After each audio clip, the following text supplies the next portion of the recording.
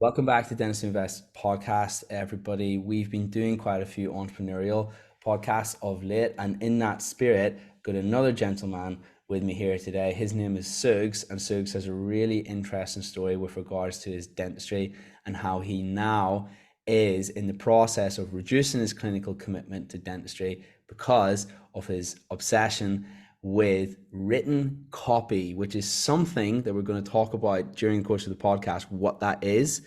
But in essence, what it is the skill and the craft of writing words, writing letters in such a way as they're convincing and they can allow other people to understand the value of certain products. So some might, in a sense, they're adverts. They're a little bit, they're not maybe as in your face as that really is what people would generally associate with that word. Written copy is an incredibly powerful thing. If you've ever seen an email that describes a product, chances are it's copy. We're going to be delving into the many facets of what that is and how it can be used in a business and how interesting it is in just a moment. But before we do that, Sugz, how are you today? Yeah, I'm good. I'm good, man. It's good to be on this podcast, actually. Thanks for having me on. I listen to a lot of your episodes on the way to work, so it's nice to be a guest Hey once. man, this is life on the other side of the camera now, bro. You've hit Yeah, yeah, We're yeah. both in the big leagues now, bro. Here we go. Awesome, Exactly. man. Top stuff. Well, Suggs, you know what? I know you and I have been catching up with each other a little bit just before we hit record on the camera. Maybe it might be nice for you to share your story with the listeners in the Dentistry Invest podcast today. Yeah, definitely. So I qualified in 2018, and I've been practicing in mixed practice 3 to 4 days a week. Right now I'm in Hertfordshire. And basically, when I started doing clinical dentistry, I always knew I wanted to start a business. I knew that like from the outset, but I thought the idea of owning a practice, it just seemed it wasn't quite creative. It didn't scratch that creative itch. And I've always been quite a creative person. So before I did this, I did music. Did music for like a number of years. And then I thought, okay, cool. Like, how can I monetize creativity, basically? And writing was always something that I was quite good at from a young age. So what was this? This was probably about the pandemic time, so 2021, around that time. I was like, okay, how can I monetize writing? So there was like novels and you could write books and stuff like that, sure. But then I came across this thing called copywriting, and you hit the nail on the head in terms of your description of it. It's writing words to persuade people. It's salesmanship in print, basically. It's how you can sell something in the using the written word. You know what? I'm actually really glad you said that because I wasn't actually entirely sure if I did what copy is justice with that ad hoc description that I came up with just then. So to hear you say that is reassuring, which is awesome. And you certainly put it a lot more concisely than me. And yeah, that's what it is. And it doesn't actually sound that remarkable when we both describe it, but actually it's fascinating and there's many layers to it and extremely powerful.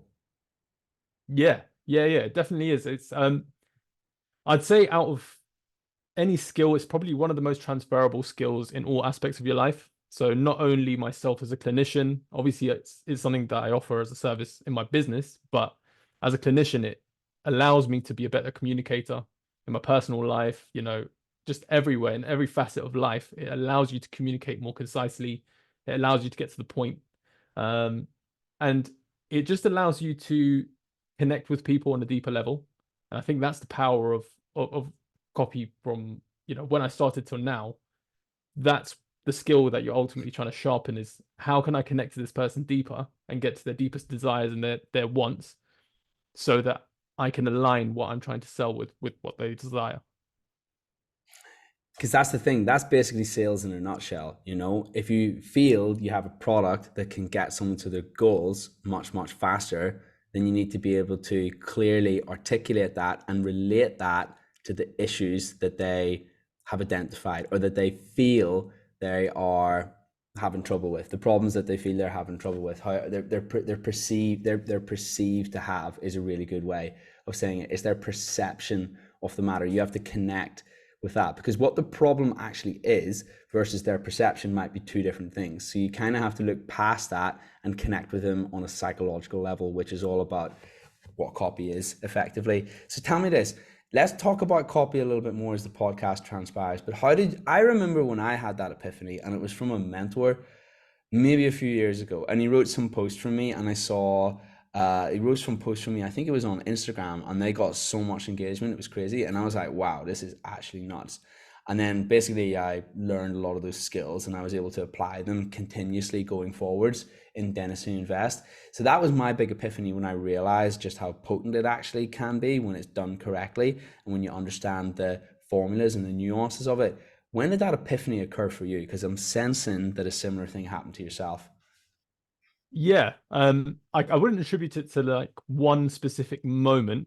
Once I figured out that copywriting was something that you could do, as a business that you could grow from basically writing, I was kind of went down the rabbit hole. And I'll say the book that changed the game for me was a book called Cashvertising. Um, and I can't remember the author's name off the top of my head. It's Drew something, but I can't remember. I'm sure it'll come up like as soon as you Google it.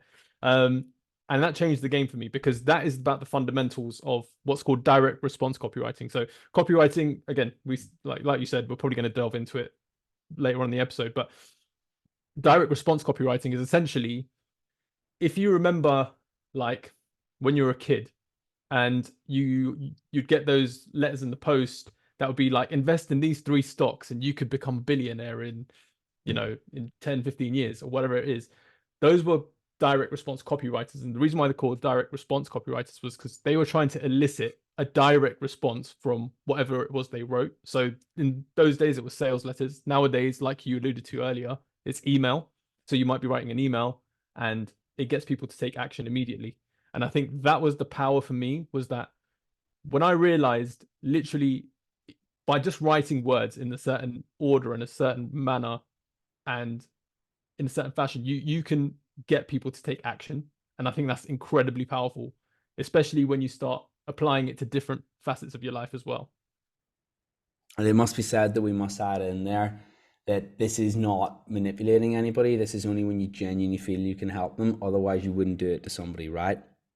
Yeah, absolutely. I mean, I think that the thing about if you go into the rabbit hole of copywriting and you want to read a lot of the books, like a lot of the famous books on copywriting, you'll find a lot of what these people talk about are a little bit what people would describe as a bit sleazy. A lot of it's in the financial, like biz op kind of space and supplements and stuff like that. And there are a few shady characters there, but it's a power that can be used for good. Um, and yeah, you're absolutely right. Like it's not manipulative. Ultimately, I mean, it's just like sales.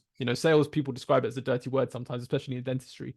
But ultimately, you are trying to convey value in what you do, and you're trying to convey that to someone who's going to need the services that you offer. And that's all you're doing really with selling. It's not, you're not manipulating people to do something against their will. That's unethical. Well, in addition to that, it is unethical, but in addition to that, let's say that you're really good at sales in some sort of medium that might be verbal sales, as in communicating to someone on a one-to-one basis, or written sales or something along those lines. Even if you manage to convince them to buy the product, if the product's not actually going to help them, well, then you get problems a little bit further down the line, in that people are going to say to you, well, this is bad, this didn't actually help me, you misrepresented it, everything along those lines. So really, as well as being unethical, it will actually create problems for a business just a little further down the line rather Yeah. than immediately. Because with a business that needs cash flow, well, that's a more immediate problem. They can generate the cash flow, but they have to have the product to match up to that as well. So really, you have to have both sides. Marketing or sales or whatever is just your ability to describe the product and relate it to the person in front of you's issues. And again, as you say, it's a power, and like any power, you have to use it responsibly, and only when you genuinely feel you can help someone, because otherwise it will 100% bite you in the ass a little later further down the line. But anyway, okay, cool. So you read Cashvertising, right? And I actually wrote that book down because that sounds fascinating. I'd love to read that book. You read Cashvertising, and then you were like, whoa, there's actually something to this copy thing, right? Hmm. Yeah. So it started from that book, and then I thought, with everything in life, I just find that the easiest way for me personally to learn is just by doing. Um, I read the thing or I watch a video and then I just go straight into it and do it. So I thought, okay, cool. Let me try and find people that I can write copy for. Um, and I started out on Upwork, if you're familiar with that, which is like a job board for freelancers. And I started out in there and I was writing copy for all kinds of businesses. We're talking like plumbers and electricians and all kinds of businesses, and I was barely getting paid anything, but it wasn't about that at the start. It was just about proving that I could execute. And then from there, it just snowballed. Sweet, man. Massive respect. Okay, cool. And how does life look for you now? How many days a week are you in clinical dentistry? So at the moment, I'm still on 4 days. So I'm like stretched to the max. Luckily, you know, I've managed to balance it thus far, but it's getting to that kind of tipping point now where I'm kind of like, okay, I've literally got no other time to do anything else in my life but either dentistry or the business and copy. So, it's getting to that point where I need to cut down my clinical days. Wow. And I know that you told me this off camera, and I'm not sure if you mentioned it just now when you were talking. However, this copy journey, this realization for yourself and this move into a side gig, it really started really quite recently at about 2 years ago, and you managed to craft yourself a path outside of Mhm. dentistry. I've got that right, haven't I? Yeah, yeah, yeah. So it was 2 years ago when I started, and it wasn't even, I didn't even really think it could transpire into like an actual business. But I'd say over the past year, it's really kind of taken shape. I've got clients that are retainer clients now, and getting clients through referrals, and it's compounding on itself. So it's just like any business. I mean, I'm sure for yourself it was the same, where it was a domino effect, and people just start gravitating towards you once they hear what you have to offer. That's right. Yeah, that's right. And providing you're doing a good job for them and serving them to a really high standard, yes, that does happen with time. And actually, yeah, it's around about that time frame. I always notice like a year, 2 years. Then what it means is there's more people that come to you, right? And they're like, oh, I've heard you help this person and I have exactly the same problem. Can you help me? And blah, blah, blah. And then it just flows organically. Yeah, Hmm. that's really cool, man. Hmm. Okay, brilliant. Yeah. All right. And tell me this, can you give us some examples of copywriting, maybe some campaigns that you've done that were really effective, or some little things that you implemented in terms of techniques when it comes to copywriting that you found were really effective, just to make it really tangible for the listeners how it works? Yeah, definitely. So a lot of the copy that I do now is for healthcare businesses. So by that, I don't mean specifically practices, dental practices and stuff like, businesses like that. I mean businesses, auxiliary businesses. So we're talking clear aligner companies, we're talking software companies, whatever it may be. And I find the biggest problem that I encounter is we briefly discussed this before we were live, but um, a lot of healthcare professionals are very logical. So when they invent a product or a service, everything they talk about on their website or their email campaigns is very much, this is what we do, this is how good we are, these are the papers that we were published in, blah blah blah, and it's all me, me, me, me, me. The most effective thing that I found, and this was particularly, important for a SaaS company that I work with. SaaS is software as a service, and they basically were, speeding up lead conversion processes or something like that for med spas. Anyway, that's not important, but essentially what I did was I turned all their features into benefits. So what that means in real time, and to make it more tangible, is if, for example, a feature is, you know, we uh, we process transactions 3 times faster than the competitor. But what does that actually mean for the business? So as a result of processing transactions 3 times quicker, it means that profit margins increase by X amount. So you're not just tackling what the actual feature is, you're tackling the benefit that it has on the consumer. And I think that's one particularly powerful thing. And two, specificity is like the most important thing. So what I mean by that is, even in my own business, I could say I write copy for businesses, right? And I could just be a copywriter. But I write copy for business to business, B2B healthcare businesses. That's a specific group of people that I'm talking to. And I think the rule of one is really important. So what I mean by that is, you're talking to one specific person. Whenever you're writing copy, you're not talking to a group of people. Whenever you're writing copy, it should feel like a conversation. So you're writing to a specific person who has a specific problem and a specific point of pain within their life. And I find that's the most uh, that moves people the most, when you're talking to them directly rather than talking to a group of people, if that makes sense. No, it does totally. Like even going so far as to use their first name, right? Yeah, exactly that. And say, for example, um, even if you were like dentists who invest helps dentists do this, this, and this, it could be dentists who invest help people like you do this, this, and this, and you could benefit from um, investing in your future. You could benefit from doing these things. Just the power of that one word, you, is I think that's like the most powerful lesson that I've learned. And it sounds so small, but it makes such a big impact. No, it is 100%. I totally agree with that. Awesome. Okay, cool. Let's pull it back to dentistry. How has this skill that you've developed and nurtured helped you whenever it comes to your clinical dentistry? So as we were kind of saying is, it's copywriting is essentially salesmanship. It's salesmanship in the written word. So all of the principles that exist there, you can kind of transfer it into the surgery. So now when it comes to kind of converting big treatment plans, even just explaining complex things to patients, it's easier to articulate that when you're coming from a perspective of how can I help you, and what's in it for you. That's the question I try and answer now. Whereas before, I think when I qualified, and this is how we were all taught, you just list out benefits, risks and costs, and you're just reeling off a bunch of facts rather than being like, what's in it for me? Like, if a patient is missing a tooth, I used to just be, I used to reel off the spiel about you've got the option of a bridge, a denture, and an implant, or you can do nothing. But it's like you missed out the fact that the patient said to you they wore a denture 5 years ago and it was the worst thing they ever experienced, and they lisped and it kept falling out when they were out to dinner and things like that. It by covering that point in your explanation, you're essentially ignoring everything that you heard before you got to that point. And yeah, I found that is really important when communicating with patients in a clinical level.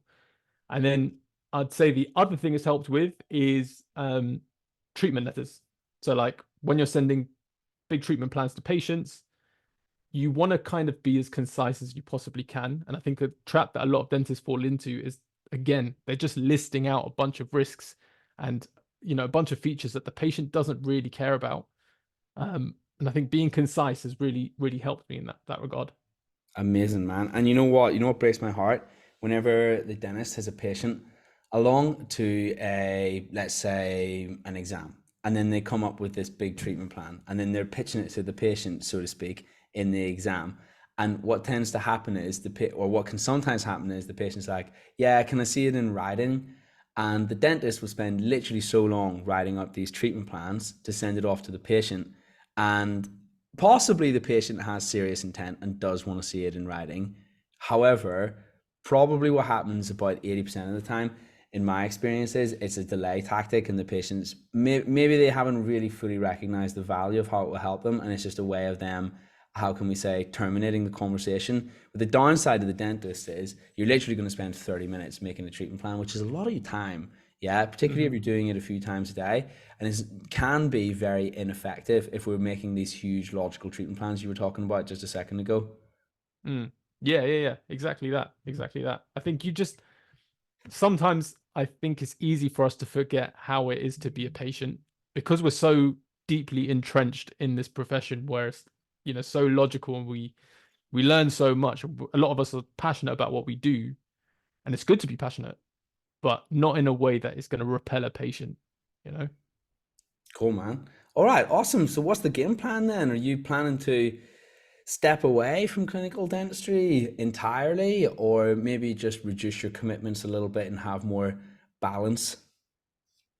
Yeah, I think that's ultimately the goal.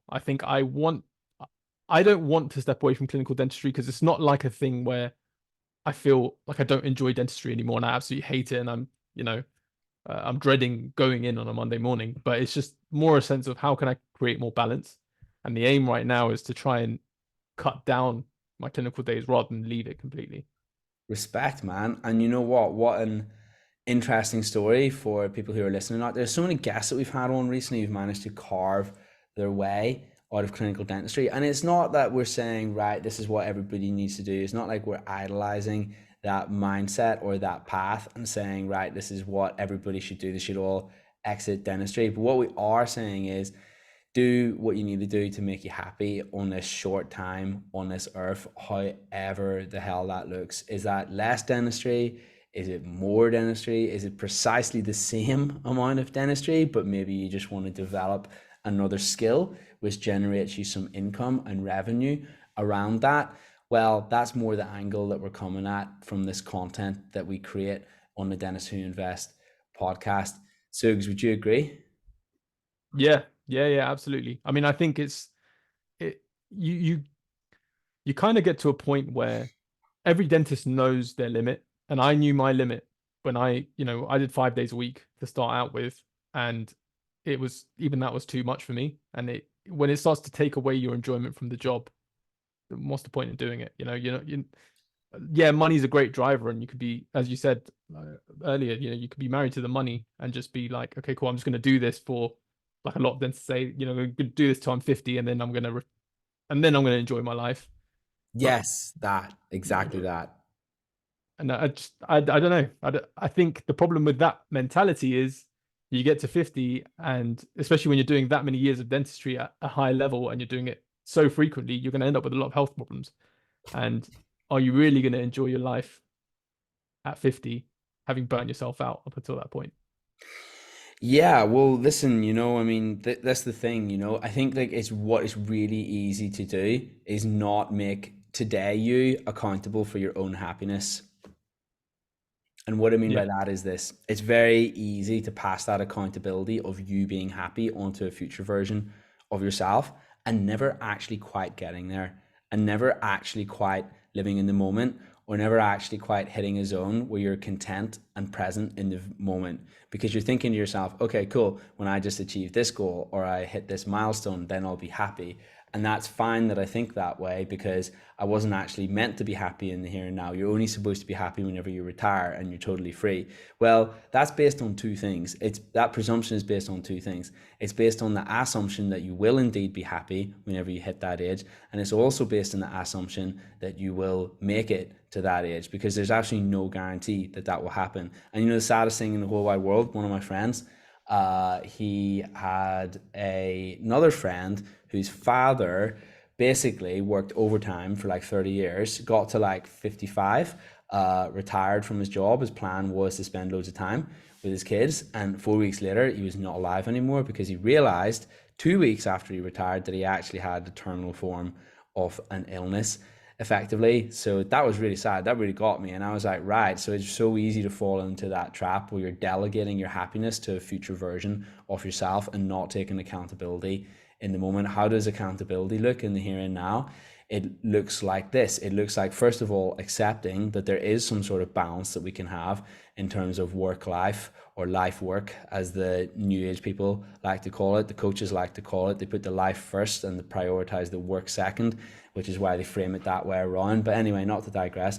Basically, if we accept that in the here and now, then what it means is that we have to challenge ourselves to look outside of dentistry, or look beyond what's currently in front of us, or mix things up and change. And change is not a comfortable process for everybody. There's some discomfort associated with it, and I feel it's that discomfort and not recognizing that that is actually a healthy thing to do, which will usually mean that we can get closer and closer to the reality that we desire and dream for. If we basically just accept that that's part of the process and start to mix things up, then all of a sudden we can realize that actually the whole happiness in the future thing is literally just a total mirage, and it's something that's made up, and we need to prioritize it in the here and now, however that looks. yeah, yeah. Completely agree. Completely agree. And I think, I don't know. I feel like you kind of get to a point, and this is a bit cliche, but you kind of get to a point where you feel like I you want to discover your purpose a bit. You want to discover, without getting too spiritual, but why you're here on this earth. Like, you want to discover that. And for everyone, I don't mean it needs to be some, crazy purpose in life, but whatever it is, it needs to be something that impacts everyone, and it leaves a legacy. And that's like a thing for me. Um, and I feel like in my perspective, creativity and creating a business and things like that, it impacts so many people around me. And I think that's the greatest impact that I can create. And it might not stop here. Like, there's still a whole journey to go ahead of me. And I'm still figuring things out, as I'm sure you are. So it's like, it's a never-ending journey, really. Aren't we all still trying to figure stuff out? I don't think there's ever an age or a place that you hit that you're never still trying to figure stuff out even more, because there's always more to learn in this earth. And you know what? When we have that belief, when we have that mindset, well, guess what? Then we're always eternal students. We're always learning. We're always refining. We're always improving our lives. And that means that obviously, well, we're welcoming so much more good stuff into our life, more information that we can use to create the reality that we want in the here and now, which is flipping cool. All right, Sugz, well, listen, thanks so much for your time today on the Dentistry Invest podcast. Anybody who wants to reach out to you or get in touch, how might they do that? What's the best way? Best way to contact me is probably through LinkedIn. That's the social network that I pretty much exclusively use. I don't really use any other social network. So you can reach out to me, Dr. Sugz Maha. I think that's the easiest way to get in contact. Boom, my man. Sugz, thank you so much for your time once again today on the Dentistry Invest podcast. I'm sure that you and I will speak once again very, very, very soon in a bit. Definitely. Thanks.